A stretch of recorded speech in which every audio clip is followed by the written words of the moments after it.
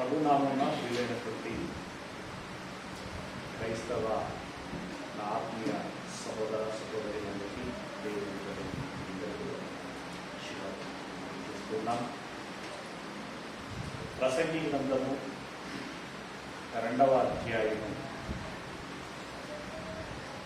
26వ వచనమును ధ్యానిద్దాం. ప్రసంగి గ్రంథములో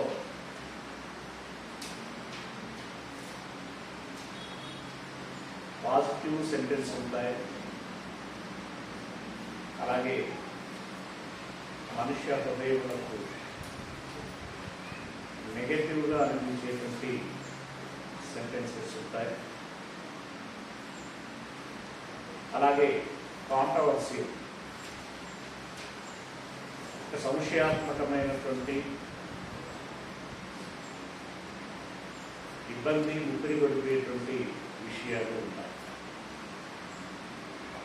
అలాంటి వాటిల్లో ఇదివరకు చాలా సంగతులని మనం చెప్పుకొని ఉండాలి. రీసెంట్గా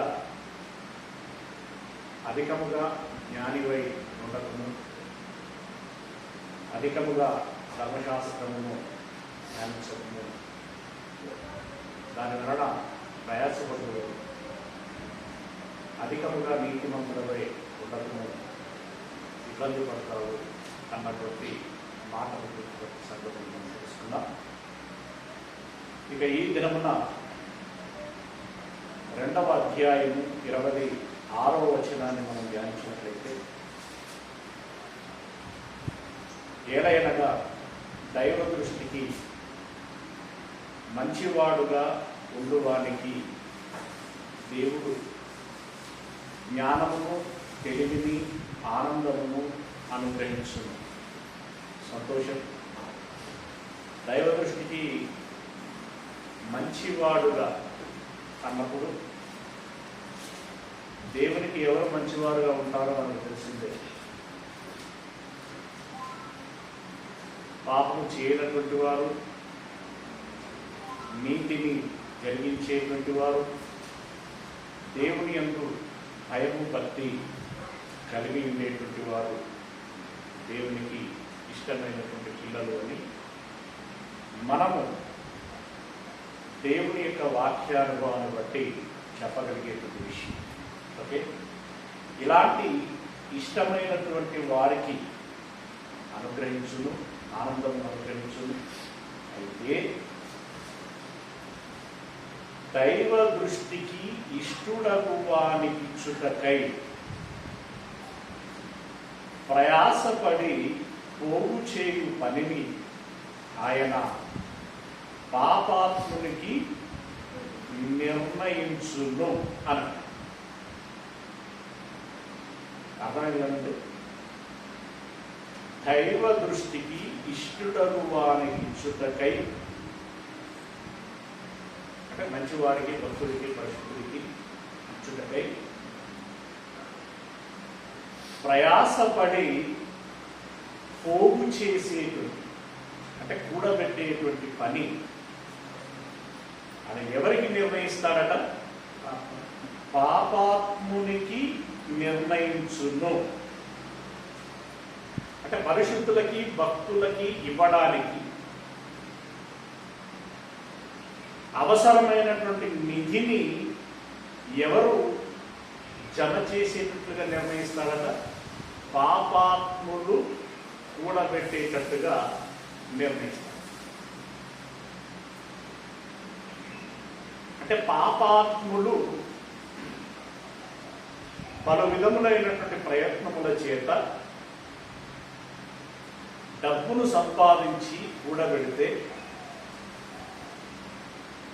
అలా కూడబెట్టాలని దేవుడు నిర్ణయిస్తే, నిర్ణయించినటువంటి నిర్ణయం మేరకి వారు కూడబెట్టగా ఆ ధనాన్ని ఎవరికి ఇస్తాడట అనంటే భక్తిపరులైనటువంటి లేదా దేవునికి ఇష్టులైనటువంటి వారికి ఇవ్వటానికి నిర్ణయిస్తారు.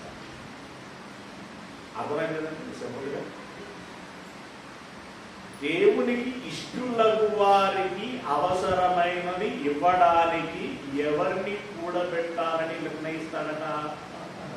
పాపాత్ములకు నిర్ణయిస్తాడు. ఇది మీకు ఎలా అర్థం?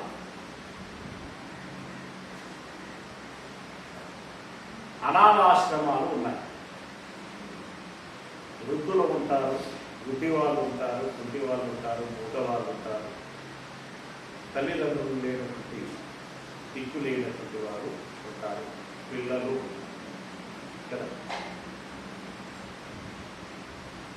వీరికి కావచ్చు, ఇక బయట ఉండేటువంటి సమాజానికి కావచ్చు, ఇంకా తల్లిదండ్రులైనటువంటి వాళ్ళందరికీ కూడా చాలామంది దాన ధర్మాలు చేస్తారు కదా. సర్వసాధారణంగా దానము లేదా ధర్మము ఎవరు చేస్తారంటే మంచివారు చేస్తారా, చెడ్డవారు చేస్తారా?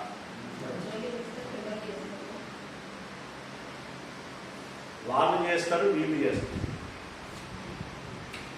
వాళ్ళంటే ఎవరు? పాపాత్మ. వాళ్ళు ఎందుకు చేస్తారంటే పాపాలు పోవాలి. వాళ్ళు చేస్తే రూపాయలు 2 రూపాయలు లేరు, లక్షలు కోట్లు పాపాలు పోవాలి. కాకపోతే వారు నేరుగా ఆ బాధితులకు ఇవ్వరు. సంస్థలకి, దేవాలయాలకి, ట్రస్టులకి ఇస్తాం. దానికి కూడా ఒక ఎత్తుగడ ఉంది. ట్యాక్సులు తదితరమైనటువంటివి ఎగ్గొట్టడానికో లేదా తప్పించుకోవటానికో, ఇంకా చెప్పుకున్నట్టుగా పాపాలు పోవటానికో వాళ్ళు ధర్మాలు చేస్తారు. అక్కడ వాళ్ళ పేర్లు కూడా లిఖితమై ఉంటాయి. అక్కడ పర్వతం సంబంధిత దేవాలయాలలో, ట్రస్టులలో వాళ్ళ పేర్లు నమోదై ఉంటాయి. ఇక భక్తులు చేస్తారు, మంచివారు చేస్తారు, మనసున్నటువంటి మానవీయులు చేస్తారు. వారు ఎవరైతే పేదవారు ఉంటారో, ఎవరైతే నిజంగా వీళ్ళకి సహాయం అవసరము అనేటట్లుగా కనిపిస్తారో వారికి రూపాయి మొదలుకొని లక్షల వరకు కూడా దానం చేస్తూ ఉంటారు. రైట్? కోట్లు ఇచ్చినటువంటి వారు కూడా ఉన్నారు. అంటే పరిశుద్ధులు, భక్తులు చేస్తున్నారు. కొర్నేలి భక్తుడు, ఆయన ఏం చేశాడు? ధర్మ కార్యములు అన్నారు. ధర్మ కార్యములు అన్నప్పుడు ఈ పేదలైనటువంటి వారికి చేసేటువంటి సహాయ కార్యక్రమాలు కూడా అందులో మిళితమై ఉంటాయి. ఇప్పుడు భక్తులు చేసేటువంటి ధర్మ కార్యముల గురించి సమస్య కాదు మనకి. కానీ ఇక్కడ విషయం ఏమవుతున్నది అంటే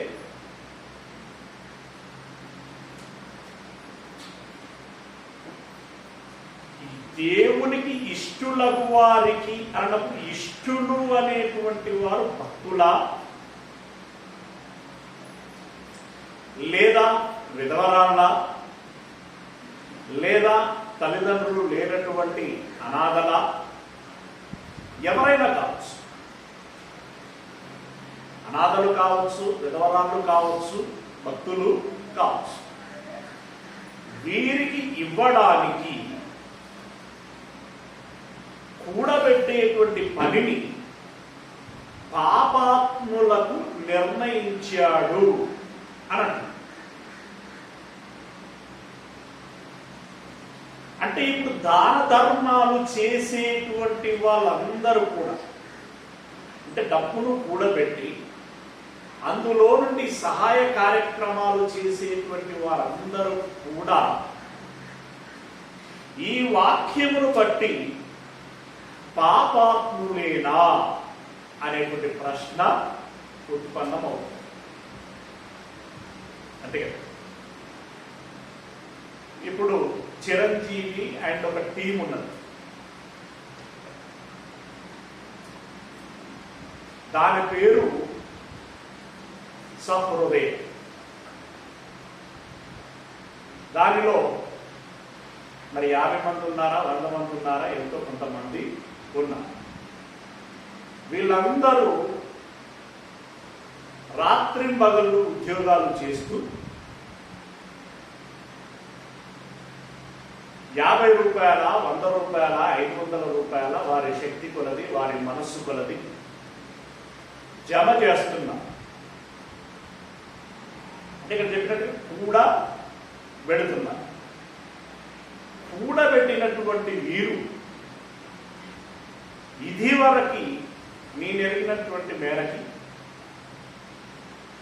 ఎవరైనా ఏదైనా ఆపదలలో ఉన్నారు అనంటే, నిస్సహాయ స్థితిలో ఉన్నారు అనంటే, ఆసుపత్రులలో ఉన్నారు అనంటే, ఆ కూడబెట్టినటువంటి డబ్బులో 5,000, 10,000, 10,000, 15,000, 20,000 అలా వారి శక్తి కొలది ఇచ్చారు. ఇప్పుడు వీరిని ఈ వాక్యాన్ని బట్టి ఇలా ఇచ్చినటువంటి వారిని ఏమని నిర్ణయించాలి? ఇక్కడ ఇదే వస్తుంది కాంట్రవర్సీ. నన్ను అడిగినటువంటి వాళ్ళు కూడా ఇదే దృక్పథంతో అడిగారు. ఏమంటే ఇలా ఉంది కదా, దేవునికి ఇష్టలగినటువంటి వారికి ఇవ్వటానికి కూడబెట్టేటువంటి పనిని పాపాత్ములకు నిర్ణయించాను అని చెప్తున్నాడు. మరి ఎంతో మంది వారి కష్టార్జితంలో నుండి దాన ధర్మాలు చేస్తున్నారు, అవసరాలకు ఇస్తున్నారు. మరి ఇలా ఇచ్చే వాళ్ళందరూ పాపాత్ములేనా?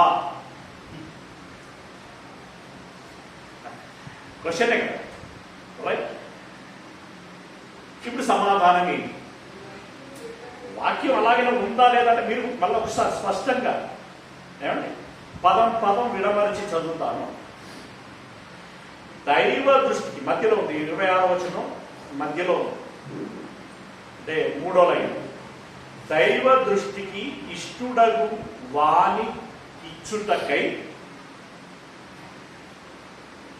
ప్రయాసపడి పోగు చేయు పనిని ఆయన పాపాత్మునికి నిర్ణయించును.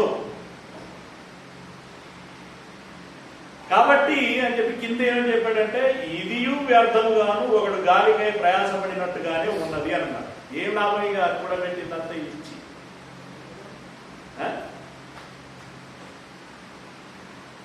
సరే, ఆయన వర్షన్ ఆయన రాశారు సొలొమోను గారు. కానీ ఇక్కడ రాయబడినటువంటి మాట దానిని మనం ఎలా అర్థం చేసుకోవాలి? సొలొమోను గారు అప్పటి పరిస్థితులను బాగా అవగాహన చేసుకుని రాసినటువంటి మాటలు. ఆ సమకాలిక సమయంలో ఏం జరుగుతున్నవో, తాను ఏం చూశాడో, ఏం విన్నాడో, ఏం అనుభవించాడో వాటిని రాశాడు.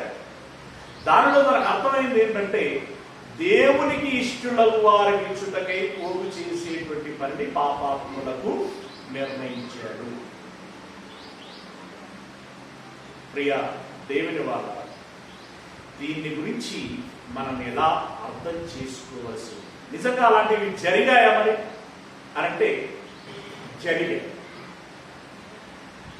సర్వసాధారణంగా సింపుల్ వర్డ్లో బహుశా బయటి సహోదరులకి మాట నచ్చకపోవచ్చు, కానీ అలాగని మనం నేరుగా వారిని దూషించేటువంటి ప్రయత్నం చేయము. సింపుల్గా ఏంటంటే, ఎవరు దేవుడో అతన్ని నమ్మకపోతే, ఆ దేవుడు ఆజ్ఞాపించినటువంటి ఆజ్ఞానుసారంగా జీవించకపోతే, సింపుల్గా వారెవరు పాపాత్ములే. సృష్టికర్తకు బదులుగా సృష్టిని పూజించుకుంటూ ఇంకా ఇలా వెళ్తున్నారు అంటే వారు పాపం. దేవుణ్ణి నమ్మి, దేవుణ్ణి ఆనుకొని, దేవుని ఆజ్ఞకు శిరస వహించేటువంటి వారు పరిశుద్ధులు. వారంటే దేవునికి ఇష్టం. అబ్రహాము దేవునికి ఇష్టుడే కదా, దేవునికి ఇష్టం. ఈ ఇష్టుడైనటువంటి అబ్రహాము తన తండ్రి యొద్ద నుండి హారాను తదితర ప్రాంతము నుండి నడిపింపబడిన తర్వాత ఆ కనాను భూభాగంలో ఉన్నాడు. కానప్పుడు ఒక భయంకరమైనటువంటి కరువు వచ్చింది. ఆ కరువు కాలంలో పొట్ట పోసుకోవడం కోసం, బ్రతకడం కోసం ఐగుప్తు దేశమునకు వెళ్ళాడు. అక్కడికి వెళ్ళిన తర్వాత తన భార్య అందగత్తె కనుక, సహజంగానే అందగత్తె కనుక ఆ మాట రాజు చెవినపడింది ఆ విషయం. ఇలాంటి వారు ఆ రోజుల్లో ఎలా ఉండేవారో మనకు తెలిసింది. వెంటనే ఆమెను పిలువనంపించండి అని చెప్పేసి ఆయన పురమాయించడం. ఆ సమయంలో దేవుడు కలగజేసుకొని ఈమె విషయమై నీవు ఏ తప్పు చేయకూడదు అని చెప్పేసి హెచ్చరించడం జరిగింది. ఇదంతా అలా ఉంచారు. అలా హెచ్చరించబడినటువంటి తరుణంలో, హెచ్చరించడానికంటే ముందు కూడా కేవలం అబ్రహాం అడుగుతాడు ఫరో, ఈమె నీకు ఏమవుతుంది? వారిద్దరి వరకు మాట్లాడుకున్నారు. ఎట్లా చెప్తే ఏమవుతుంది, ఎక్కడ ఎలా ఉంటుంది పరిస్థితి అని చెప్పేసి మాట్లాడుకుని, ఎవరైనా నిన్ను అడిగినట్లయితే దయచేసి నా సహోదరుడు అని చెప్పు అని. ఇప్పుడు ఆమె లేదా ఆయన కూడా అలాగే చెప్పారు, నా సహోదరుడు. దాన్ని బట్టి ఆయన చనువు ఎక్కువ తీసుకున్నాడు. అప్పుడు దేవుడు హెచ్చరించాడు. అయితే చనువు తీసుకున్న ఆ సమయంలో మీరు డబ్బున్నటువంటి వాళ్ళు కనుక వారు సంతోషంగా ఆనందంగా ఉండాలి అనేటువంటి, అంటే అలా ఉంటేనే సహకరించేటువంటి మనసు వాళ్ళకు ఉంటుంది అనేటువంటి దృక్పథంతో వాళ్ళప్పుడు వాళ్ళకున్నటువంటి ఆ విలువైనటువంటి వస్తువులని కానుకలుగా ఇచ్చేటువంటి. ఇది దేవుడి హెచ్చరించిన తర్వాత ఇవ్వటం అనేది కాదు. ఇక్కడ పాయింట్ ఏంటంటే ఆమె నచ్చింది, పైగా ఇతడు సహోదరి అని అంటున్నాడు కాబట్టి ఇక అభ్యంతరం ఏమీ లేదు గనుక ఇక పరోక్ష సంకేతం అన్నమాట. ఈమెను నేను పెళ్లి చేసుకుంటున్నాను లేదా ఈమెను నా భార్యగా స్వీకరిస్తున్నాను గనుక ఇది మీకు కానుకలు, ఆ రోజుల్లో అది సహజం అని చెప్పేసి రాజుగారు అబ్రహాము గారికి కానుకలు. ఇక తర్వాత దేవుడు హెచ్చరించటం, రాజు భయపడటం, ఇట్లా చేశారు ఏంటి అని చెప్పేసి అబ్రహాం అడగటం, ఆ పిమ్మట వారిని గౌరవంగా సాగనంపటం, ఇదంతా జరిగింది. కానీ ఆ సమయములో ఆ ఐగుప్తు రాజు అబ్రహాముకు ఇచ్చినటువంటి దానముల గురించి లేదా కానుకల గురించి మనం ఆలోచించినట్లయితే 12వ అధ్యాయము ఆదికాండం 12వ అధ్యాయము 16వ వచనం. ఆదికాండం 12వ అధ్యాయం 16వ వచనం. అందువలన అతనికి గొర్రెలు, గొడ్లు, మగగాడిదలు, దాసులు, పనికత్తెలు, ఆడుగాడిదలు, ఒంటెలు ఇయ్యబడెను. రాజుగారు ఇచ్చారు. రాజుగారు ఫరో ఆ రోజుల్లో ఐగుప్తారంటే దాని స్టేటస్ ఏంటో మనకు తెలుసు. దాని రాజు అనంటే స్థాయి ఏంటో మనం అర్థం చేసుకుంటాం. ఆయన కానుకలు ఇచ్చాడు అంటే ఏ స్థాయిలో ఇస్తారు? వారికి తగిన స్థాయిలో ఇస్తారు. గొర్రెలు ఇచ్చాడంటే ఎన్ని ఇచ్చింటాడంటే? గొర్రెలు ఇచ్చింటాడు కాదు కదా, మందలే పంపుతారు. అలా గొర్రె మందలు, గొడ్ల మందలు, ఒంటెల మందలు, గాడిదల మందలు, పనికత్తెలు, దాసులు, ఇలా అనేకం ఇచ్చాయి. అలా ఇవ్వబడినటువంటి దాసురాలలో ఒక దాసే హాగరు అనేటువంటి విషయాన్ని మనం అర్థం చేసుకోవచ్చు. ఇప్పుడు అబ్రహాము గారికి ఫరో కానుకలు ఇచ్చింది. ఫరో ఎలా సంపాదించుకున్నాడు?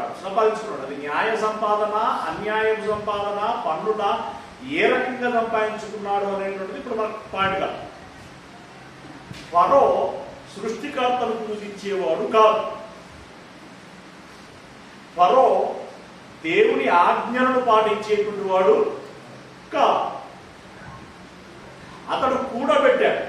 పాయింట్ ఏంటంటే ఎలా కూడబెట్టాడు అనేటువంటి పాయింట్ కాదు, మొత్తానికి కూడబెట్టాడు. కూడబెట్టిన దానిలో ఎవరికి ఇచ్చాడు?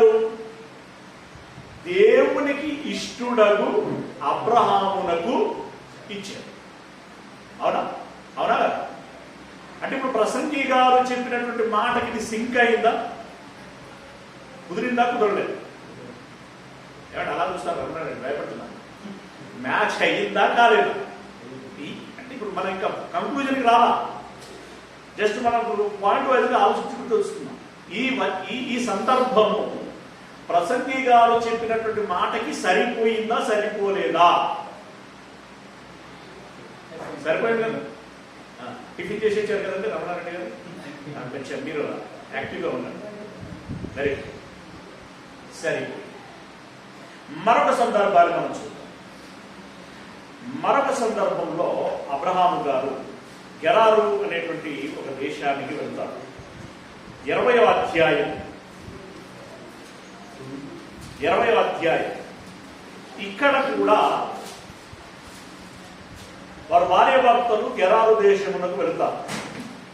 మనం 20వ అధ్యాయం ప్రారంభ వచనం చదివితే అక్కడ ఉంటే అబ్రహాము దక్షిణ దేశమునకు తరలిపోయి కాదేశునకు షూరునకు మధ్యప్రదేశంలో నివసించి గెరారులో కొన్నాళ్ళు ఉండేది. అక్కడ కూడా సేమ్ సీన్ జరిగింది. అక్కడ కూడా ఆ గెరారు రాజు శారాన్ని ఇష్టపడటం, ఆయన ప్రయత్నం ఆయన చేస్తూ ఉండటం జరిగింది. అక్కడ కూడా అబ్రాహాము అలాగే పరిచయం చేసుకుంటాడు నా సహోదరి అని చెప్పేసి. సహోదరి కదా అని చెప్పేసి ఆయన ప్రొసీడ్ అవ్వడానికి ప్రయత్నం చేస్తుంది. కానీ ఇక్కడ మాత్రం దేవుడు ముందే హెచ్చరించాడు. అంటే అప్పుడు ఇష్టపడగానే కానుకలు పంపించే ప్రయత్నం చేయలే గెరారు. దేవుడు హెచ్చరించాడు. దేవుడు హెచ్చరించినప్పుడు గెరారు అన్నాడు, అయ్యా అతడు నా సహోదరి అన్నాడు కనుక నేను ఆ ప్రయత్నం చేశాను, నేను ధర్మం తప్పాను అని అనుకోవట్లేదు అని చెప్పేసి అన్నట్టుగా మాట్లాడు. నిజమే, నువ్వు ధర్మం తప్పలేదు, అయినా నీవు ఆమె జోలికి వెళ్ళకూడదు అని చెప్పేసి హెచ్చరిస్తాడు. వెళ్ళితీవా చాలా ప్రమాదాన్ని చవి చూడవలసి ఉంటుంది అని దేవుడు హెచ్చరించాడు. అందును బట్టి ఆయన భయపడి, అబ్రహామా నీవు నాకు ఏమి చేసింది, నాకెందుకు అలా చేశావు, ఒకవేళ పొరపాటు జరిగి ఉంటే ఏం జరిగేది నాకు నా దేశాన్ని అని చెప్పేసి భయపడి, సరే జరిగింది ఏదో జరిగింది కానీ ఇంకొకసారి అలా ఎవరికి చెప్పకు, భార్యని చెప్పు అని చెప్పి ఇక ఏమనుకున్నాడో ఏంటో తెలియదు. ఆయన కూడా అబ్రహామునకి కానుకలిచ్చాడు. అబ్రహాము ధనవంతుడాయను అంటే ఎలా అయ్యాడు అనే దానికి ఇవి కూడా కొన్ని కారణాలు. ఎస్, అబ్రహాము ధనవంతుడు అవ్వటానికి ఇవి కూడా కొన్ని కారణాలు. అందులో ఈ 14వ వచనాన్ని మనం చదివితే అబీమెలెకు, ఆ రాజు పేరు అబీమెలెకు, గొర్రెలను గొడ్లను దాస దాసి జనులను రప్పించి అబ్రహాముకి ఇచ్చి అతని భార్య అయిన శారాను అతనికి తిరిగి అప్పగించెను. అప్పుడు సంపద అంటే ఈ గొడ్లు ఈ విధమైనటువంటి మందలు, తర్వాత బంగారం, వెండి, అది సెకండ్ ప్రయారిటీ. ఓకే, అలా గెరారు రాజు కూడా అబ్రహాము గారికి దాన ధర్మాలు చేసి, అంటే ఇప్పుడు దాన ధర్మము అంటే ఇప్పుడు అది ఆ సెన్స్ ఏంటనేటువంటిది మనకు కొంచెం తేల్చడం కష్టం. అతని ఇన్నర్ సెన్స్ ఏంటనేటువంటిది ఇక్కడ భయంతో ఉన్నటువంటి మనసుతో ఇచ్చాడు కనుక దాని ఫేర్గా దానము ధర్మము అని చెప్పేంతగా ఉండదు. ఏదో ఒకవేళ నేను పాపం చేశాననుకుంటే ఆ పాప దోషము నా మీద ఉండకుండులాగునా అనుకుని కూడా ఇచ్చి ఉండొచ్చు. లేకుంటే అబ్రహాం గారి కోపము, దేవుని యొక్క కోపము నా మీద ఉండకుండులాగునా అని ఇచ్చి ఉండొచ్చు. కారణం ఏదైనప్పటికీ ఈ అబీమెలెకు కూడా దేవుణ్ణి నమ్మినటువంటి వాడు కాడు, అలాగే దేవుని పూజించేవాడు కాదు, దేవుని ఆజ్ఞలను అనుసరించేవాడు కాదు. ఇప్పుడు ఇతడు సంపాదించి ఇతడు కూడబెట్టినటువంటి ఒక గొర్రె, ఒక మంద కావాలంటే దాంట్లో ఏముంటుంది? ఒక గొర్రె, ఒక 100 గొర్రెలు కావాలంటే, ఒక గొర్రె నుండి ఒక 100 గొర్రెలు కావాలంటే ప్రయాసం ఉంటుందా ఉండదా? ఎవరు ప్రయాసపడ్డారు, ఎలా ప్రయాసపడ్డారు అంటే ఒకదాని నుండి ఒకటి ముడిపడి ఉంటుంది. ఇలా మందలుగా దాసీలను అబ్రహామునకు ఇచ్చాడు. అంటే అతను కూడబెట్టి అబ్రహామునకు ఇచ్చాడు. ఇలా చాలా జరిగింది. అంటే ఈ మాట ప్రసంగి గారు చెప్పినటువంటి ఈ విషయం, ఈ సంఘటనలు లేదా ఈ సందర్భాలు ప్రసంగి గారు చెప్పినటువంటి మాటకి సరిపోతున్నది. ఇంకొక సందర్భం, కనానీయుడు పరిశుద్ధుల పాపం.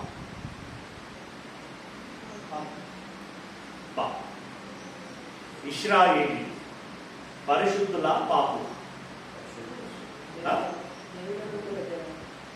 ఏంటండి చెప్పాలి? ఎక్కడంటే పరిశుద్ధులు, ఇశ్రాయేలీలు పరిశుద్ధులు అని దేవుడు ఎక్కడ చెప్పారు? ఎక్కడ చెప్పిందా? అసలు మీరు ఇట్లాంటి మూర్ఖులు, మీరు మారరు అని చెప్పి తిట్టాడు తప్ప పరిశుద్ధులు అని ఎక్కడ చెప్పలా. Very good. నా జనాంగము అన్నాడు. అబ్రహాము, ఇస్సాకు, యాకోబులను బట్టి మిమ్మల్ని ఇష్టపడుతున్నాను అని అన్నాడు. నా స్వకీయ జనం, నా స్వాస్థ్యము అని కూడా చెప్పాడు. అంటే దీన్ని బట్టి ఇశ్రాయేలీలను ఇష్టపడుతున్నాడు అంతే. అబ్రహాముకి ఇశ్రాయేలు తేడా ఏంటంటే అబ్రహాము పరిశుద్ధుడు ప్లస్ ఇష్టమైనవాడు. ఇశ్రాయేలీలు పరిశుద్ధులు అని ఫేర్గా చెప్పడానికి వీలేదు. అంటే అందులో 2-3 పరిశుద్ధులు ఉంటే ఉంటారు, అది వేరే విషయం. ఓవర్నల్గా మాత్రం పాపులు. కానీ పాపులైనా దేవునికి ఇష్టడు. ఎందుకు అంటే అబ్రహాము, ఇస్సాకు, యాకోబులను బట్టి మాత్రం. ఈ ఇష్టులైనటువంటి వారికి ఇవ్వటానికి దేవుడు ఎవరి స్థలాన్ని నిర్ణయించాడు? పాపులైన కనానీయుల యొక్క స్థలాన్ని ఇవ్వటానికి ఇష్టం. ఇప్పుడు కనానీయులు అక్కడ స్థిరపడ్డారండి. అది సువిశాలమైనటువంటి దేశం, రకరకాల జాతులతో కూడినటువంటి దేశం. ఒకప్పుడు స్వాతంత్రం రాకమునుపు, ఈ ఆంగ్లేయులు రాకమునుపు మన భారతదేశం ఎలా ఉండేనో అలాంటి సంస్థానాలతో కూడినటువంటి దేశం అది. హిత్తీలు, హిబీలు, పెరచీలు, కనానీయులు, రకరకాలైనటువంటి ప్రజలు ఉన్నటువంటి దేశం. ఒక దేశము అన్నప్పుడు ఆ దట్టమైనటువంటి అడవి ప్రాంతాలలో వీరు నివసించడానికి చెట్లు కొట్టుకోవటం, అలాగే పంటలు పండించుకోవడానికి దుక్కులు దున్నడం, సేద్యం, వాటికి నీటి వనరులని కలిగించుకోవటం, ఇక గొర్రెలు, మేకలు, పశువులు, ఈ రకరకాలైనటువంటి వాటిని పోగు చేసుకోవటం, ఇదంతా ఒక జీవన అనుకూలమైనటువంటి పరిస్థితులన్నింటినీ కూడా ఏర్పాటు చేసుకుంటారు. గృహాలు మొదలుకొని రకరకాలైన, అది ఒక రోజులో అయ్యేటువంటి పని కాదు. కొన్ని సంవత్సరాలు, జీవిత కాలాలు, తరాలు కూడా. అలాంటి అంటే ఒక విధంగా చెప్పాలంటే తయారు కాబడినటువంటి దేశమును ఇశ్రాయేలీలకు ఇవ్వటానికి దేవుడు ఇష్టపడ్డాడు. అయితే జాగ్రత్తగా గమనించినట్లయితే దీనికంటే ముందు ఈ విషయాన్ని మనసులో పెట్టు. ఇశ్రాయేలీలు ఐగుప్తు దేశంలో బానిసలుగా ఉన్నారు. అప్పుడు కూడా పరిశుద్ధులేమి కాదు. వారి ఆరాధనలో వీరు కూడా ఏకీభవించినట్టు. ఎవరి ఆరాధనలో? ఐగుప్తుల యొక్క ఆరాధనలో ఏకీభవించారు. సరే, శ్రమ దోపిడి జరిగింది. ఇశ్రాయేలీల యొక్క శ్రమ దోపిడి జరిగింది. కానీ మనం దొంగ తెలివి దొంగ కూడా ఒక తెలివి కావాలి. ఇప్పుడు మనం వాళ్ళకి తాళాలు తీయాలని అడుగుతాం. వాళ్ళ లెక్క ఆ కిటికీ రూడవరికి పోయి రావాలంటే వస్తాం. వాళ్ళకి ఉంటే తెలివి వాళ్ళకి ఉంటాయి. అలాగే అన్యాయంగా సంపాదించేటువంటి వాడు కూడా చెమటొడుస్తాడు. ఇశ్రాయేలీల యొక్క శ్రమ దోపిడీ చేసినప్పటికీ ఐగుప్తీయులు తరతరాలుగా చాలా సంపదని కూడబెట్టుకున్నారు. యోసేపు మొదలుకొని వారు సంపదను బాగా కూడబెట్టుకున్నారు. ఇప్పుడు ఇశ్రాయేలీలని వారి యుద్ధ నుండి బయటకు తీసుకొస్తున్నారు. తీసుకొచ్చేటువంటి క్రమంలో ఇశ్రాయేలీలకు ఏం చెప్పాడు? ఐగుప్తీయుల యొద్ద మీరు రకరకాల వస్తువులని అడిగి తీసుకోండి అని చెప్పి. అప్పటికే ఐగుప్తీయులు బేబేలెత్తున్నారు. మీకు దండవరా బాబోయ్, మమ్మల్ని విడిచిపెట్టుకోండి, ఈ గండము తొలగించండి అని అన్నా. మీరు వెళ్ళండి వెళ్ళండి అని బ్రతిమలాడుతున్నారన్నమాట. అంటే ఉన్న కొలది ప్రమాదము అని. ఊరికనే వెళ్తామా? ఇస్తే వెళ్తామన్నా. అది పరిస్థితి. ఇస్తేనే వెళ్తాము అని అన్నాడు. అప్పుడు ఈ ఇవి కదా వస్తామా పడు అని చెప్పేసి అలా ఇక గుట్లలో ఉన్నాయి, సంచులలో ఉన్నాయని బట్టి తీసుకొచ్చి తీసుకోండి పడు అని చెప్పేసి వాళ్ళ దగ్గర స్టైల్లో వాళ్ళు ఇచ్చున్నారు. మెట్టుకి ఏం చేశారు? ఇచ్చారు. అంటే పాపులైనటువంటి ఐగుప్తీయులు కూడబెట్టుకున్నటువంటిది ఇష్టులైనటువంటి ఇశ్రాయేలీలకి ఇప్పించారు. తెలుసు కదా మనకు ఆ వచనం ఎక్కడ ఉంటుంది? నిర్గమకాండము 12వ అధ్యాయము 36వ వచనం. 12వ అధ్యాయము 36వ వచనం. యెహోవా ప్రజల ఎడల ఐగుప్తీయులకు కటాక్షము కలుగజేశాడు. ఏదో ఇక ఇద్దండి అన్న మనసు వచ్చిందట వాళ్ళకి. కటాక్షము కలుగజేసింది కనుక వారు వారికి కావలసిన వాటిని ఇచ్చింది. అట్లు వారు ఐగుప్తీయులను దోచుకొనిరి. అంటే వీళ్ళేమి ఇళ్లలో పోయి ఎగబడి తీసుకొచ్చుకున్నది ఏం కాదు. అది ఇందాక మాట్లాడుకున్నాం కదా, ఒంట్రా బాబు అని దండం పెట్టుకుంటున్నారు. ఇస్తే పోతారు బాబు అని చెప్పి పిల్లలు వాళ్ళు ఇచ్చారు. అంటే ఇప్పుడు ఐగుప్తీయులతో దేవునికి ఇష్టమైనటువంటి ఇశ్రాయేలీలకి ఇప్పించారు. ఇది 3వ సందర్భం. 4వది ఇందాక మాట్లాడుతున్నట్టుగా కనానీయుల సందర్భం. ఆ విషయాన్ని మనం చూసినట్టయితే ద్వితీయోపదేశ కాండము 9వ అధ్యాయము 4వ వచనం. ద్వితీయోపదేశ కాండం 9వ అధ్యాయము 4వ వచనం. నీ దేవుడైన యెహోవా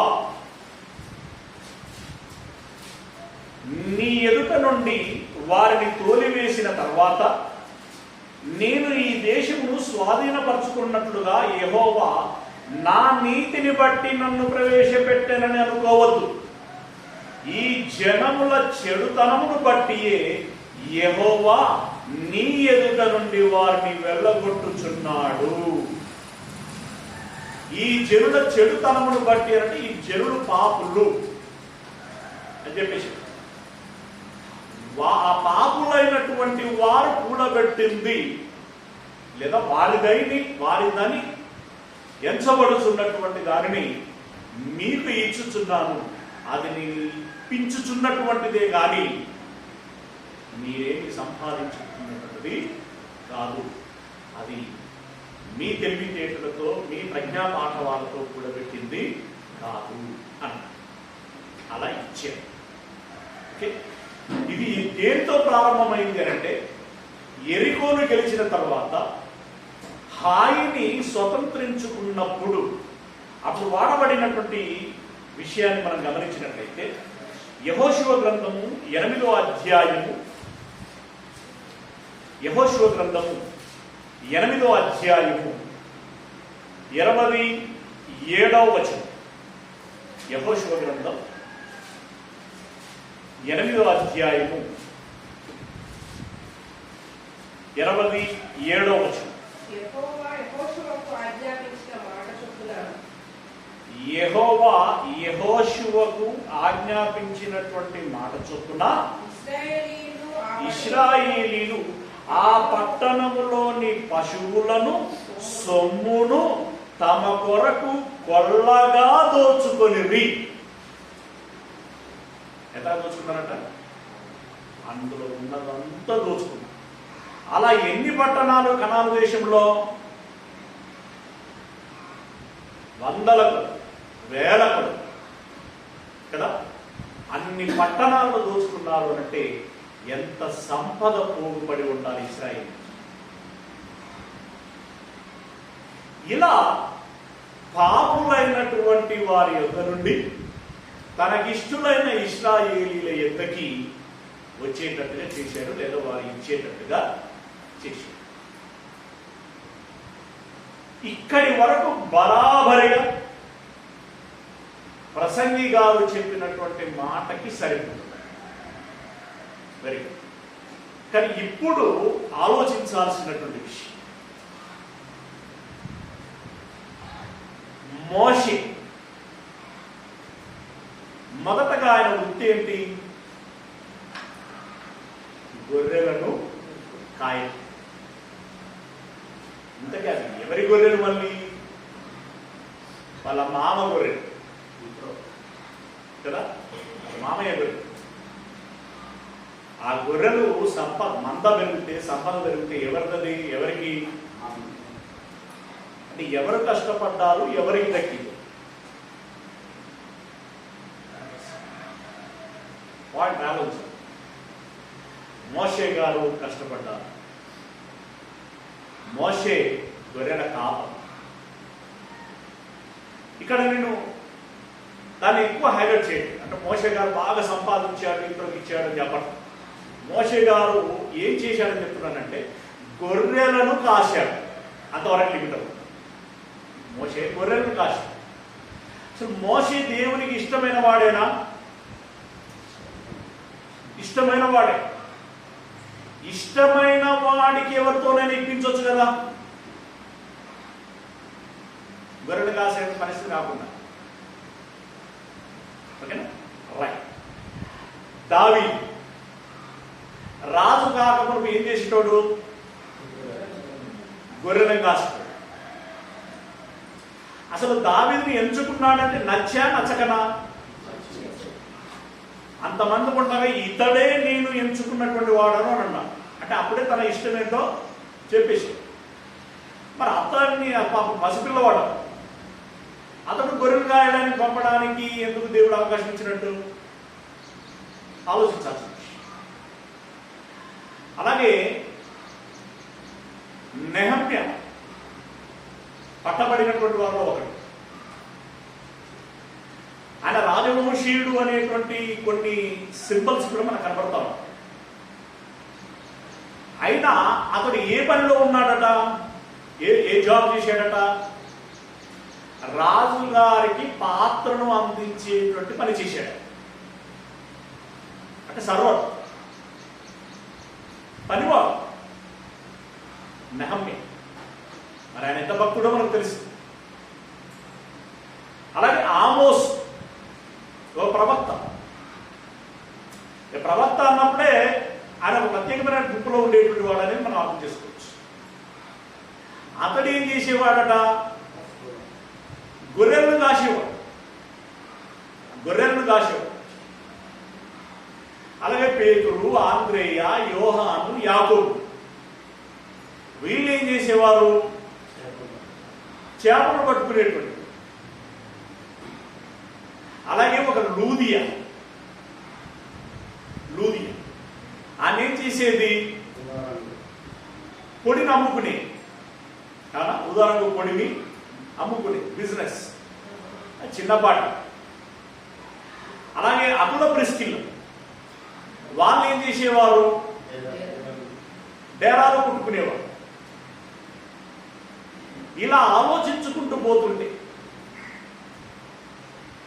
మహా భక్తులందరూ కూడా చాలా సాధారణమైనటువంటి వృత్తులలో ఉన్నటువంటి వారుగా మనకు కనబడుతున్నారు. ఎప్పుడు సరే అకుల ప్రిస్కిల్లలు, లూదియా, పేతురు అండ్ టీమ్ వీళ్ళందరినీ అలా ఉంచితే, ప్రసంగి గారు చెప్పేటప్పటికీ ఉన్నటువంటి భక్తులను మనం ఆలోచిస్తే, రైట్, ఓ మోషే ఉన్నాడు, ఓ దావీదు ఉన్నాడు. ఇలాంటి వారు అలాంటి సాధారణమైనటువంటి వృత్తులలో ఉన్నారు. దీన్ని మనం ఆలోచించాల్సినటువంటి అవసరత మనసులో పెట్టుకోవాలి. దేవుడు తనకిష్టులైనటువంటి వారికి ఇచ్చుటకు పాపులైనటువంటి వారికి కూడబెట్టేటువంటి పనిని నిర్ణయించాడు అనేటువంటి దానిలో ఎస్ అలా జరిగిందా అంటే జరిగింది. అలా జరిగింది. అలాగని అందరికీ జరిగించాడా అంటే అందరికీ జరిగించినటువంటి దాఖలాలు లేవు. కానీ తాను నిర్ణయించినటువంటి వారికి మాత్రం జరిగించినటువంటి సందర్భాలు మనకు కాదు. ఓకే, ఇదంతా ఒక విషయం. ఇప్పుడు క్రీస్తు పూర్వానికి సంబంధించినటువంటి విషయంగా మనం ఆలోచించాల్సి వస్తుంది. క్రీస్తుకు పూర్వం ఉన్నటువంటి భక్తుడు సొలొమోను గారి మాట చెప్పారు. ఆయన చెప్పినట్టుగానే ఒక అబ్రహాముకి జరిగింది.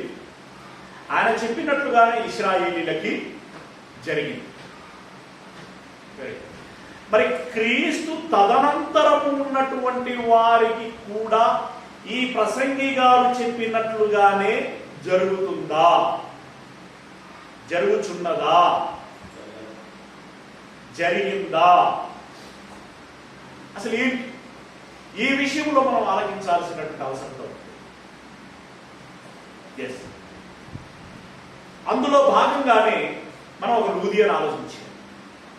అందులో భాగంగానే ఒక అకుల ప్రిస్కిల్లలని మనం ఆలకించాం. పౌలు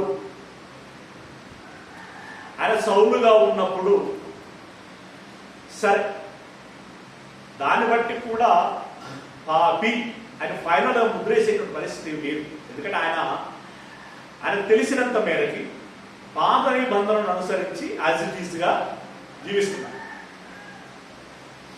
కనుకనే దేవుడు అతనికి ఎగ్జిబిషన్ ఇచ్చాడు.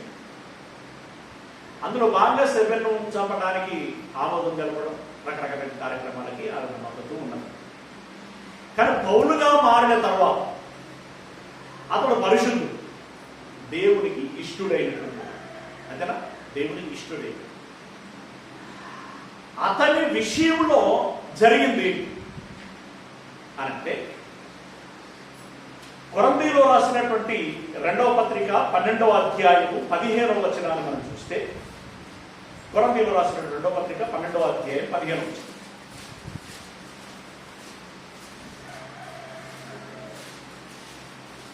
కాబట్టి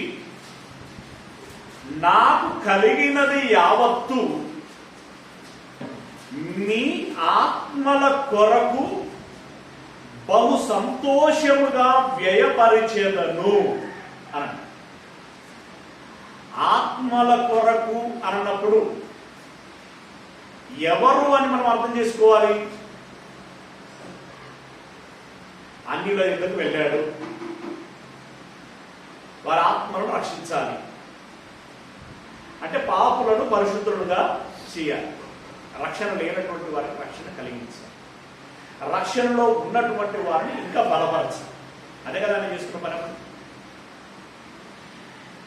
పౌలు సరే సంఘాల మీద మళ్ళా రెండోసారి పోవడం, మూడోసారి పోవడం, వాళ్ళ బాగోగులు, మంచి చెడు ఏంటి అనేటువంటిది బలపరచడం అనేటువంటిది జరిగినటువంటి విషయం. కానీ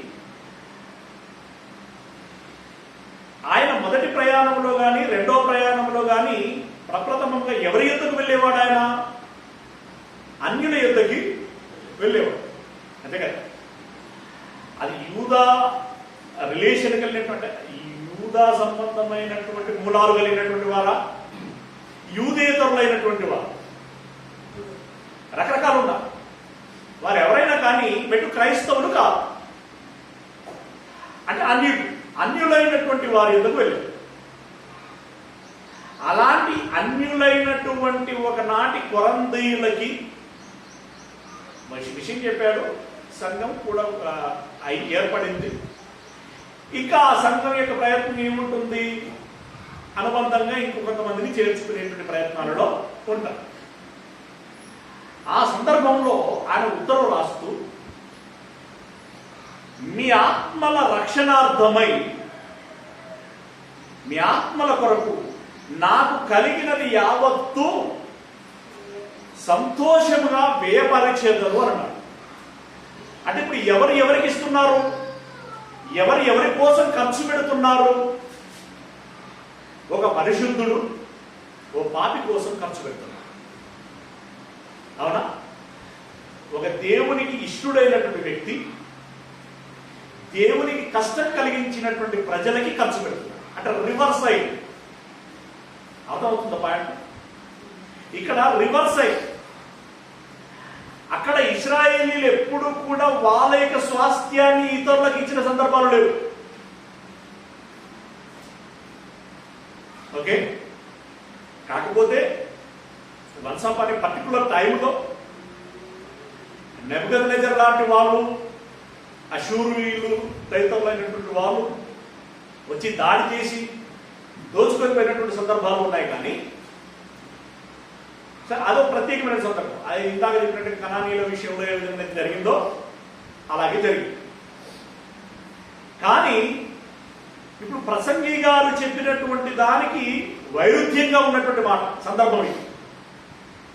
ఇక్కడ దేవునికి ఇష్టడైనటువంటి వాడే కష్టం కలిగించినటువంటి వారి కోసం ఖర్చు పెట్టాడు, మనసులో పెట్టాడు. అలాగే అపోస్తలుల కార్యములు 20వ అధ్యాయము 24వ వచనం. అపోస్తలుల కార్యములు 20వ అధ్యాయము 24వ వచనం.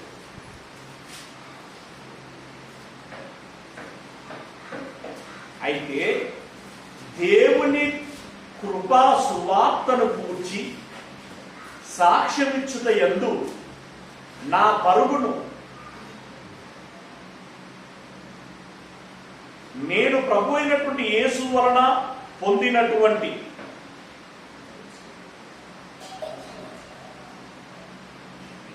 ఓకే ఈ ఫ్లోనే ఉంటుంది. కొంచెం కిందికి వెళ్దాం. 34వ వచనం.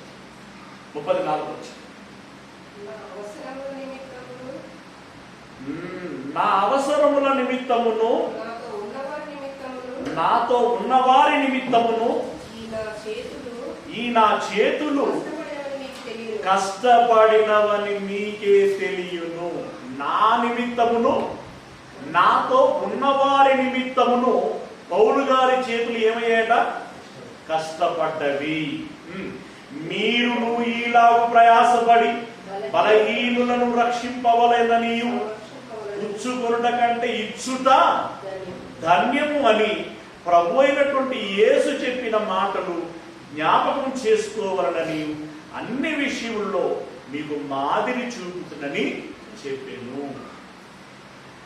నేను కష్టపడ్డాను. ఎవరి నిమిత్తం అంటే నా నిమిత్తము, నాతో పాటు ఉన్నవారి నిమిత్తం అని చెప్పి మీరు అలాగున ప్రయాసపడి ఏం చేయమంటున్నాడు అనంటే బలహీనులను సంరక్షించాలి అని. బలహీనులను సంరక్షించాలి. బలహీనులు ఎవరు? బలహీనులంటే ఎవరు? బలహీనులు అనంటే అంతకుముందు పాపులైనటువంటి వారు, ఆ తర్వాత అప్పుడప్పుడే పాపాన్ని విడిచిపెట్టి ప్రభువులోనికి వస్తుంది. దీనికోసము మీరు కష్టపడాలి, ఖర్చు పెట్టాలి అని ఇలా అనేక మాటలు పౌలు గారు చెప్పారు. చాలా మందికి చెప్పినటువంటి మాట ఏంటంటే, మీరు పని చేయకుండా భోజనం చేస్తున్నారట, ఇతరులను ఇబ్బంది పెడుతున్నారట. పని చేయకుండా ఎవడును భోజనం చేయడానికి వీలు లేదు అని ఈ మాట మనకు తెలిసిన పత్రికలో కన్నా. రెండో పత్రికలో 2 సార్లు చెప్పాడు, మొదటి పత్రికలో కూడా చెప్పాడు. అంటే దీన్ని బట్టి మనకు అర్థమవుతున్నది ఏంటంటే, కొత్త నిబంధనకి వచ్చేసరికి ప్రసంగి గారి యొక్క మాట నిలబడటం లేదు. ప్రసంగి గారు చెప్పినటువంటిది అది వరకు జరిగిన, క్రీస్తుకు ముందు జరిగిన లేదా ప్రసంగి గారు జీవించటానికంటే ముందు జరిగినటువంటి సందర్భాలను దృష్టిలో పెట్టుకొని ఆయన చెప్పినటువంటి మాటలు. అడపాదడప ఆయన తదనంతరము కూడా, సొలొమోను గారి తదనంతరము కూడా జరిగినటువంటి సందర్భాలు ఉంటే ఉండొచ్చు. కానీ క్రీస్తు తదనంతరము అలాంటి సందర్భాలు మనకు కనబడకుండా తాను చెప్పినటువంటి మాట ఏంటంటే, మీరు ఆత్మల రక్షణార్థమై బలహీనులైనటువంటి వారి కోసం మీరు కష్టపడండి అని చెప్పినట్టుగా కనుక అందులో భాగంగానే పౌలు గారు నాకున్నదంతయు ఇచ్చాను అని, నాకున్నదంతా ఇచ్చాను. ఒక సందర్భాన్ని మనం చూసినట్లయితే బైబిల్లో చక్కగా చెప్తారు. లూకాసు వార్త 16వ అధ్యాయము 9వ వచనం. లూకాసు వార్త 16వ అధ్యాయము 9వ వచనం. అన్యాయపు సిరి వలన మీకు స్నేహితులను సంపాదించుకోండి. అన్యాయపు సిరి వలన మీకు స్నేహితులను సంపాదించుకొనుడి. అన్యాయంగా సంపాదించినటువంటి అన్నాడు. ఎందుకంటే ఆ సిరి మిమ్మును వదిలిపోవున్నప్పుడు వారు నిత్యమైన నివాసములలో మిమ్మును చేర్చుకొందురని మీతో చెప్పుచున్నాను అన్నాడు. అంటే అన్యాయంగా సంపాదించింది అన్నప్పుడు ఇది పాపులు అన్నట్టుగా మనకు కనబడుతుంది. దాన్ని ఏం చేయమంటున్నాడు అనంటే, స్నేహితులను సంపాదించుకోవటానికి ఖర్చు పెట్టండి అని. ఏ స్నేహితులు అనంటే, అలా ఎవరి కోసమైతే నువ్వు ఖర్చు పెడతావో వారట ఏం చేస్తారట, నిత్యమైన నివాసములలో మిమ్మును చేర్చుకొందురు అని అన్నాడు. నిత్యమైన నివాసములో అంటే జాగ్రత్తగా గమనించండి, నిత్యమైన నివాసములో ఉండేవారెవరు? పరిశుద్ధులు. నిత్యమైన నివాసంలోనికి చేర్చుకొందురు అంటే పరిశుద్ధులే చేర్చుకునే అవకాశం ఉంది. ఎస్, మీరు ఎవరిని ఒప్పుకొందురో నేను వారిని నా తండ్రి ఎదుట ఒప్పుకొందును అని అన్నాడు. అవునా?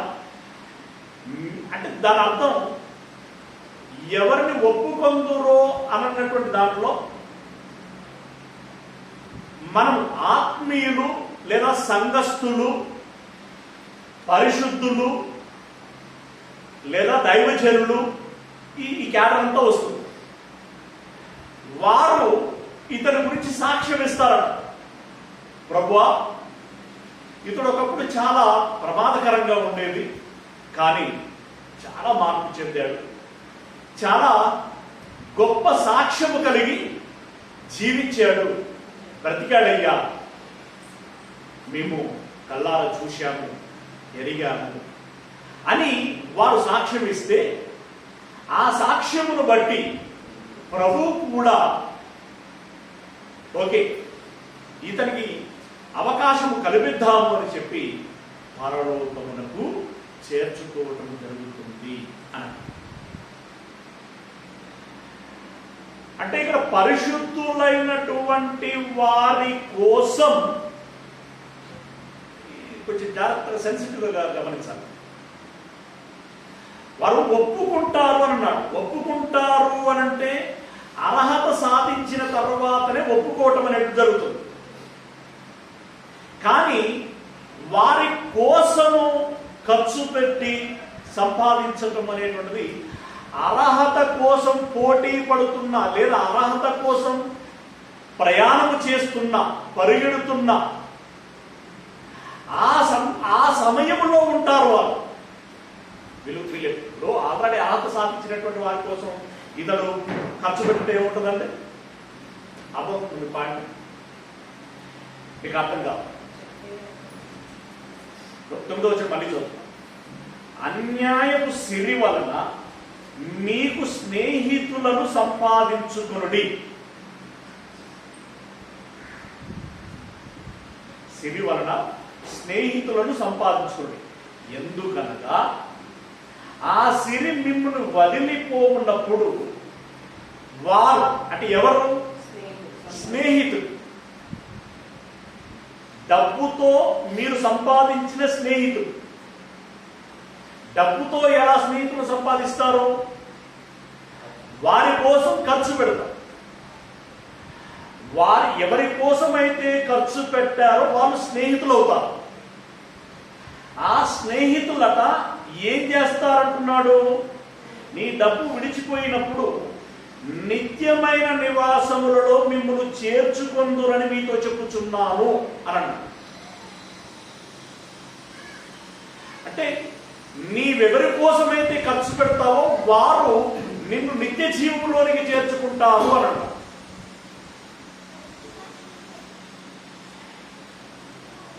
అంటే వీరు ఆల్రెడీ పరదేశంలోనికి వెళ్ళిన తర్వాత ఉన్నటువంటి పరిశుద్ధులు అయితే కనుక వారి కోసం ఇతడు ఖర్చు పెట్టేది ఏముండదు. వారి కోసం ఇతడు ఎప్పుడు ఖర్చు పెడతాడు? వారి కోసం ఇతడు ఎప్పుడు ఖర్చు పెడతాడు? వారు బ్రతికుండగానే. బ్రతికుండగానే అంటే తన అర్థం ఏంటి? వారు పరిశుద్ధులు అవడానికి, వారు పరిశుద్ధతలో ఆత్మీయతలో బలపడటానికి, ఆ సంపూర్ణతను సాధించడానికి చేసేటువంటి ప్రయత్నంలో ఉంటుండగా వారి కోసం ఇతడు ఖర్చు పెట్టడం అనేటువంటి జరుగుతుంది. సింపుల్గా జాగ్రత్తగా మనం అర్థం చేసుకుంటాం. జక్కయ్య మారకములకు చాలా కూడబెట్టాడు. అతడు కూడబెట్టాడు. కానీ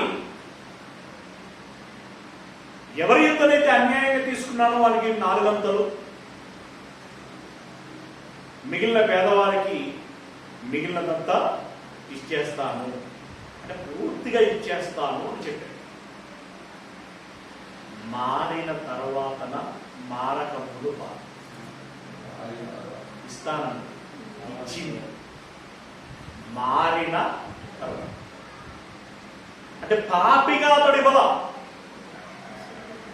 పరిశుద్ధుడుగా అతడు ఇచ్చాడు. అంటే అప్పటికి అతని హృదయము మారిపోయింది. అందుకే అప్పటికి ప్రభు ఏం వాగ్దానం చేశాడు?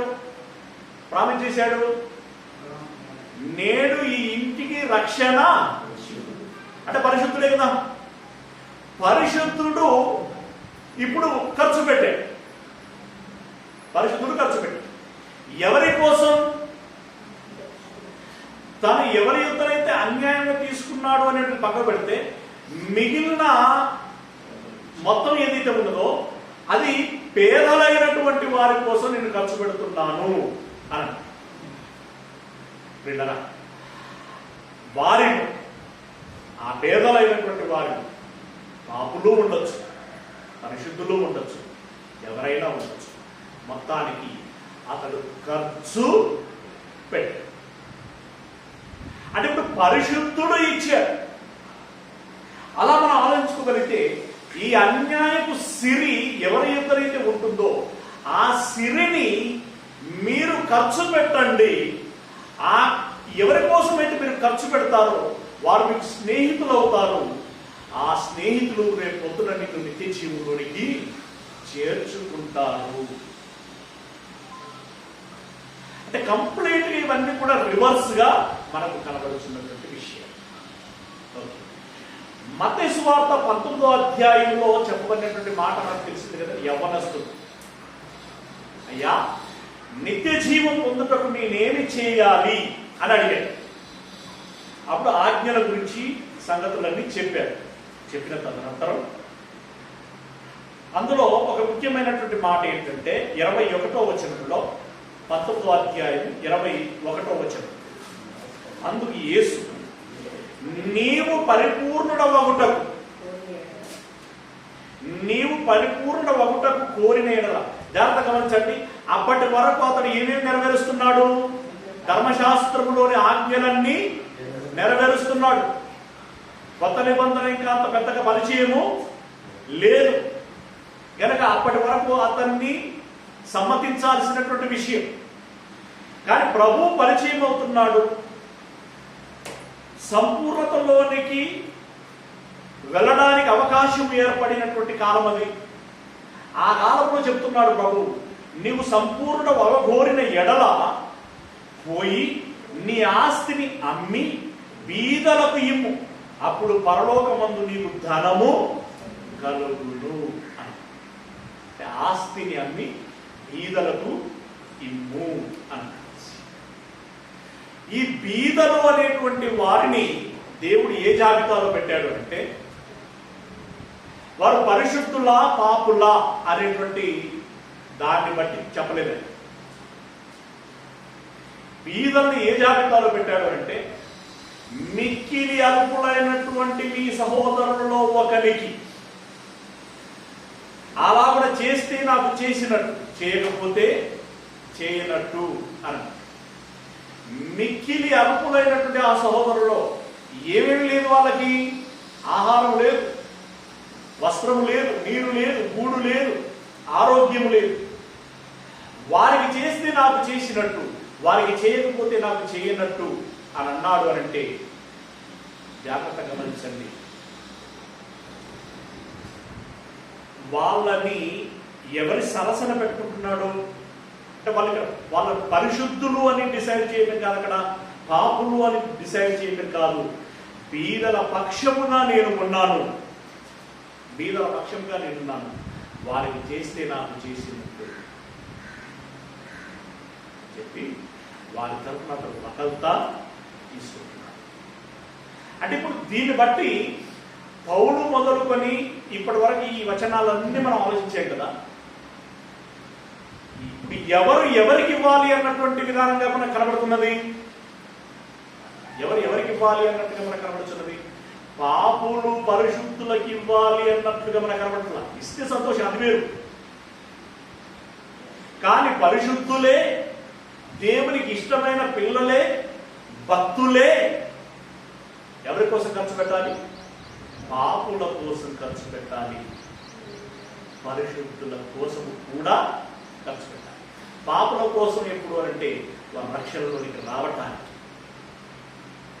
పరిశుద్ధుల కోసం ఎప్పుడు అంటే వారు ఆ ఆత్మలో ఇంకా ఇంకా బలపడటానికి ఖర్చు పెట్టాలి. పాత నిబంధన కాలంలోనేమో కొన్ని ప్రత్యేకమైనటువంటి సందర్భాలలో తనకిష్టులైనటువంటి వారికి ఇవ్వటానికి కూడబెట్టేటువంటి పనిని పాపులకి నిర్ణయించాడు. అయిపోయింది.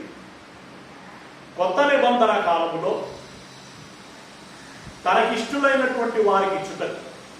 ఎవరు తనకిష్టులు? బీదలు. ఓకే, బీదలు. ఆ బీదలైనటువంటి వారికి ఇవ్వటానికి కూడబెట్టేటువంటి పనిని ఎవరికి నిర్ణయించాడు? పరిశుద్ధులకి. ఈ తేడాను మనం గమనించాలి. అంతేకాని ఆ ప్రసంగి గ్రంథంలో 2వ అధ్యాయం 26వ వచనంలో ఉన్నటువంటి మాటను తీసుకొచ్చి ఈ మత్తయి సువార్త నుండి ప్రకటన గ్రంథం వరకు ఉన్నటువంటి మాటలతో దాన్ని కలపడానికి వీలు లేదు. కొత్త నిబంధనలో దాన్ని చేర్చడానికి వీలు లేదు. అయితే అయినా దేవుడు సర్వసాధారణంగా ఉంది. కొన్ని ప్రత్యేకమైనటువంటి సందర్భాలు, కేసులు ఉంటాయి. మృతుల పునరుత్థానం ఎప్పుడు జరుగుతుంది? సాధారణంగా మనకు తెలిసి ఓరని బైబిల్ చెప్పిన బట్టి మృతుల పునరుత్థానం ఎప్పుడు జరుగుతుంది? యేసయ్య వచ్చినప్పుడు. అంతేనా? యేసయ్య వచ్చింది. కానీ ప్రభువుల వారు మరణించినప్పుడు శిలువ మరణం గావించబడినప్పుడు ఆత్మలు ఏమయ్యాయట? సమాధుల్లో నుండి లేచాయి అని అన్నారు. దీన్ని ఎలా అర్థం చేసుకోవాలి? అసలు యేసయ్య వచ్చినప్పుడు కదా లేవాల్సింది. యేసయ్య వచ్చినప్పుడు కదా లేవాల్సింది. ఆ ముందే ఎలా లేచారు? ఎందుకు లేచారు అంటే అదొక ప్రత్యేకమైన సందర్భం. అలాగే ఎవరు? సమూయేలుది ఒక కేసు, అదొక ప్రత్యేకమైన సందర్భం. అలాగే యేసయ్య పేతురు లాంటి తన శిష్యులను వెంటబెట్టుకొని ఒక కొండ మీదకి వెళ్ళినప్పుడు ఆయన రూపాంతరం చెందినప్పుడు ఎవరెవరు వచ్చారు? మోషే, ఏలియా. అంటే వీటన్నిటిని మనం ఎలా ఆలోచించాలి? ఇప్పుడు మోషే, ఏలియాలు లేచారు కాబట్టి మిగిలిన వాళ్ళందరూ లేచారు అనుకోవచ్చా? కదా. యేసయ్య సమూయేలు లేచాడు కాబట్టి మిగిలిన వాళ్ళందరూ లేచారు అనుకోవడం లేదు. అలా లేస్తారు అనుకోవడానికి కూడా వీలు లేదు. కొన్ని ప్రత్యేకమైనటువంటి సందర్భం. అలాగే ఇప్పుడు జనరల్ గా అతడు డిసైడ్ చేసింది ఏంటంటే పరిశుద్ధులు పాపుల కోసము మరియు బీదలైనటువంటి వారి కోసం ఖర్చు పెట్టాలి. ఇది ఓవరాల్. కానీ కొన్ని ప్రత్యేకమైనటువంటి కేసులు దేవుడు డీల్ చేయొచ్చు. కొన్ని ప్రత్యేకమైనటువంటి కేసులు దేవుడు డీల్ చేయొచ్చు. ఓ బాబే కావచ్చు, అతని దగ్గర డబ్బు బాగుండొచ్చు. ఆ డబ్బును ఖర్చు పెట్టియాలని దేవుడు డిసైడ్ అవ్వచ్చు అతని విషయంలో. కానీ మనం చెప్పలేదు ఎవరి విషయంలో ఎప్పుడు ఏంటి అనేది చెప్పలేదు. దేవుడు విచక్షణ కలిగినటువంటి వాడు. దేవుడు స్వయం నిర్ణయాలు తీసుకునేటువంటి వాడు. రైట్. కానీ దాని వలన మానవునికి లేదా మనిషికి హాని చేసేటువంటిది గాను, లేకుంటే తన యొక్క ఆజ్ఞకి భంగము కలిగించేటువంటిది గాను ఎప్పుడైనా చేయడు. దాని దృష్టిలో పెట్టుకుంది. ఆ పాత నిబంధన కాలంలోనైనా కొత్త నిబంధన కాలంలోనైనా సరే కొన్ని ప్రత్యేకమైనటువంటి కేసులు ఉంటాయి. వాటిని మనం ప్రత్యేకమైనటువంటి వాటిని కానీ చూడాలి. ఇక మిగిలినటువంటి సందర్భాలలో సొలొమోను గారు చూసేటప్పటికీ తాను ఎరిగిన అనుభవాన్ని బట్టి చెప్పినటువంటి మాట, ఎస్, పాపులు కూడబెడితే పరిశుద్ధులకి లేదా దేవునికి ఇష్టలైనటువంటి వారికి ఇవ్వటము జరిగింది. ఎప్పుడు ఎవరు ఎలా ఇచ్చారు అనేటువంటి ఒక లిస్టుని మనం చూశాం. కానీ కొత్త నిబంధనకు వచ్చేసరికి మాత్రం సొలొమోను గారు అనుకున్నట్లుగా అలాగే లేదు. పైగా దేవుడు ప్రత్యేకంగా చెప్పటం జరిగింది, ఆ పాపులకి, ఆ బీదలైనటువంటి వారికి ఇవ్వటానికి పరిశుద్ధులు, దేవునికి ఇష్టమైనటువంటి భక్తులే కష్టపడి పోగు చేసి ఖర్చు చేయవలసి ఉంటుంది. ఉదాహరణకి ఒక సువార్త సభ, దానికి 1000 రూపాయలు, 1,00,000 రూపాయలు. ఎవరు కూడా పెడతారంటే పాపల పరిశుద్ధుల మనమే కదా. ఈ పని దేవుడు చెప్పాడు మనకి, గనుక హ్యాపీగా చేస్తున్నాం. చేసిన మనము ఆ 26వ వచనాన్ని పట్టుకొని ఏంది ఇట్లా మనం ఇట్లనా అట్లనా అని చెప్పేసి మళ్ళీ మనము నారాజు పడాల్సినటువంటి అవసరం లేదు, బాధపడాల్సినటువంటి అవసరము లేదు. కనుక సొలొమోను గారు చెప్పినటువంటి మాట అప్పటికి ఆ రోజుల్లో జరిగినటువంటి అనుభవాలను బట్టి ఆయన చెప్పినటువంటి మాట కొత్త నిబంధనలు వర్తించే విషయం కాదు. ఫైనల్గా ఇప్పుడు మనం దీని నుండి నేర్చుకోవాల్సింది ఏంటి? దీని నుండి నేర్చుకోవాల్సింది అంటే దేవుడు నిర్ణయించాడు అని అంటే నిర్ణయానుసారంగా జరిగిపోతూనే ఉంది. పాపులు ఇవ్వాల్సి ఉంటుంది అంటే ఇప్పిస్తారు. నీకు ఇచ్చే మనసు లేకపోయినా ఇప్పిస్తారు పాపులు. రెండవది, పరిశుద్ధులు ఇవ్వాలి అని చెప్పాడు. పరిశుద్ధులు ఇవ్వాలి అని చెప్పాడు. ఇస్తారు, ఇచ్చేటోళ్ళు ఇస్తారు. ఒకవేళ ఇవ్వకపోతే, పరిశుద్ధులు ఇవ్వకపోతే ఇచ్చేటట్టుగా చేస్తాడు. నువ్వు కూడా పెట్టింది అంటే మనము కూడా పెట్టింది నువ్వు ఇవ్వకపోవచ్చు, నీ కడుపున పుట్టినోళ్ళు ఇవ్వచ్చు. వారు ఇవ్వకపోవచ్చు, మన తరమే ఏదైనా ప్రమాదం సంభవించి ఆగిపోవచ్చు. అంటే మన కుటుంబాలే లేకుండా పోవచ్చు. కొన్ని కుటుంబాలు ఉంటాయి, మొత్తం కుటుంబం ట్రావెల్ చేసి యాక్సిడెంట్ అవుతుంది, ఫ్యామిలీ మొత్తం చనిపోతారు. ఆస్తి ఎవరికి? కొన్ని ప్రత్యేక సందర్భాలలో ప్రభుత్వం ట్యాకప్ చేస్తుంది, ప్రభుత్వ ఖజానాలోకి వెళ్తుంది. అది ఎక్కడ ఖర్చు పెడతారు? దాని రూట్లు రకరకాలుగా ఉంటాయి. అంటే మొత్తానికి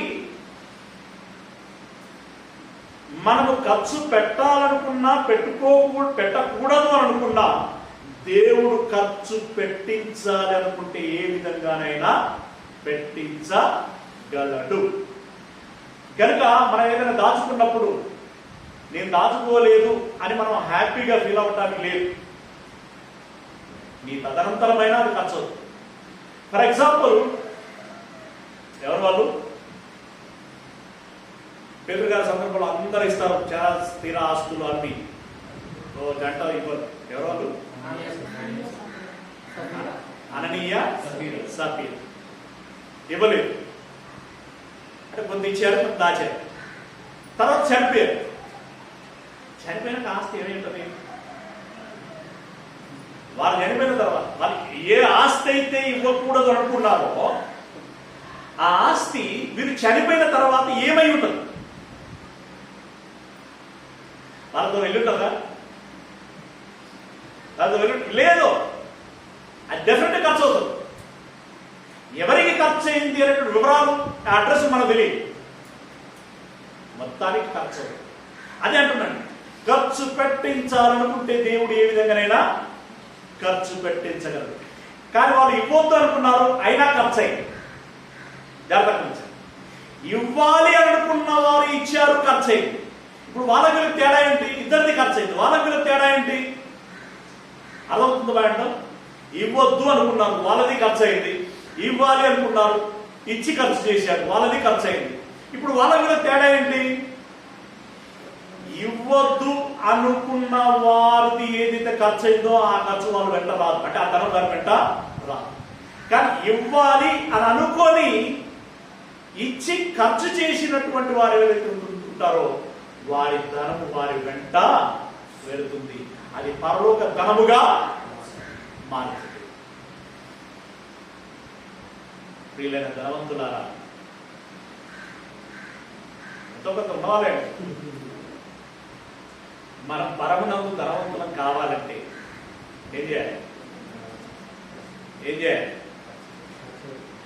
మనకున్న ధనాన్ని ఖర్చు పెట్టాలి.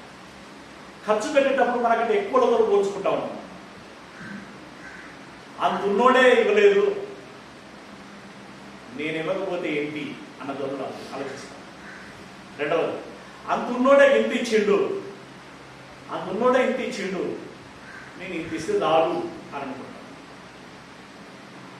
కాదు, నువ్వు అక్కడ ఎంత దాచాలనుకుంటున్నావో, పరలోకంలో నువ్వెంత దాచాలనుకుంటున్నావో, ఆ ధనం నీకు ఎంత పెరగాలనుకుంటున్నావో అంత ఇక్కడ ఖర్చు పెట్టుకుంటే మనకు అంత దక్కుతుంది.